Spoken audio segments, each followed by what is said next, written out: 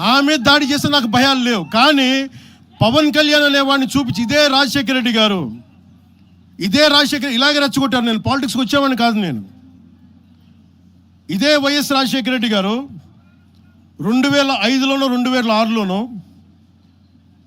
Balu cinema అయిపోయిన తర్వాత నాకు అపెండిక్స్ ఆపరేషన్ జరుగుతూ ఉంటే ఓ హాస్పిటల్ అపెండిక్స్ ఆపరేషన్ నేను కూర్చొని ఉంటే ఒక ఉన్నతాధికారి వచ్చాడు, ఒక పోలీస్ అధికారి నా కాడికి, ఉమ్మడి ఆంధ్రప్రదేశ్లో సంబంధించిన ఒక పోలీస్ అధికారి.